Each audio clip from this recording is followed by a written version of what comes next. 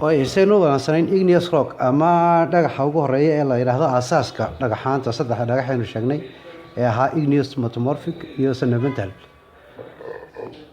qaybtiisa koowaad igneouska oo aabaha ama salka dhagaxaanta ayaa waxaanu niri waxa sida loo yaqaan igneous rocks ama magmatic ayaa la yiraahdaa marka waa qaybta volcanic waxaana u kala baxaa guud ahaan laba qaybood oo volcanic rock oo extrusive iyo plutonic oo intrusive waxay ku kala duwan yihiin extrusive kaasi iyo intrusive waxay ku kala duwan yihiin waxa weeyaan dhagaxaasi wuxuu ku sameysmaa dhulka dushiisa dabadna waxa uu contact la sameeyaa hawo ama biyaha kadibna si dhaqsa ayuu u qaboobaa oo uu sameeyaa glass sida dhagaxa la yiraahdo obsidianka oo crystal yar yar leh ama dhagaxa kale la yiraahdo basalka volcanic rock waa asalkiisu badanaa waxa weeyaan wuxuu leeyahay marka uu extrusive yahay ee uu dibadda u soo baxo waxa uu leeyahay crystal yar yar oo badanaa ilma qabataya taa macnaheedu waxa weeyaan si dhaqso ayuu qaboobay oo wuxuu leeyahay marka uu extrusive yahay ee uu dibadda u soo baxo waxa uu leeyahay crystal yar yar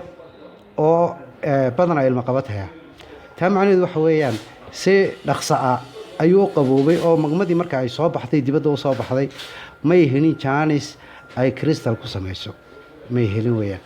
halka ka kale cagiskiisa uu yahay intrusive aynu niri ee wuxuu ku sameysmayaa dhulka hoostiisa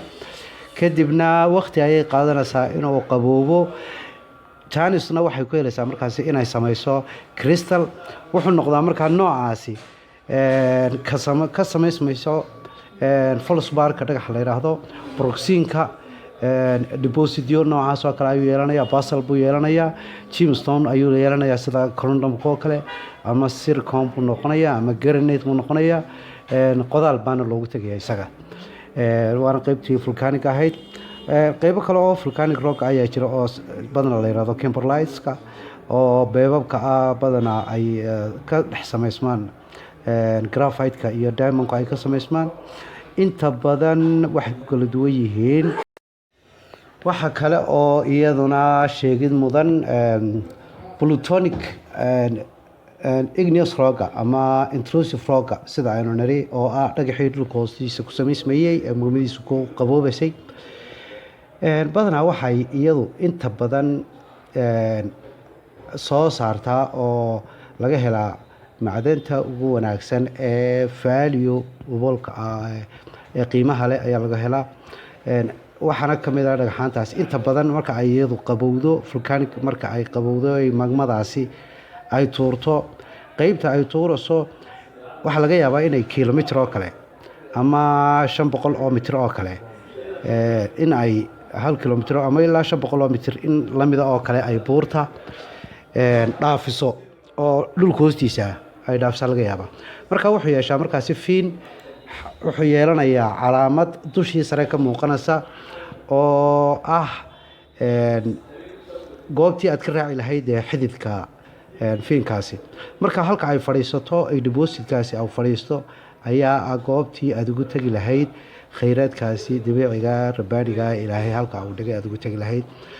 ciriqaasi ayaa la raacaa ma aha god la qodayo oo sida ceelka oo kale loo qodayo laakiinse waxa weeyaan laalaabad buu sameyn karayaa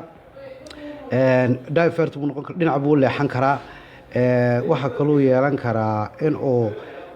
meel jilicsan helo oo toos u baxo uu heli karaa waxa kaloo heli karaa intuu goob ka talaabo ayuu goob kala geli karaa socda ayuu doox kala goyn karaa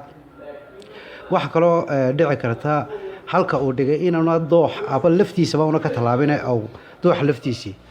uu dhigay oo in adabski aad hoos qoday oo kale ay noqonayso maxaa ku calaamada markaa waxa ku calaamada inaad fiinkaasi iyo xididkaasi aad raacdo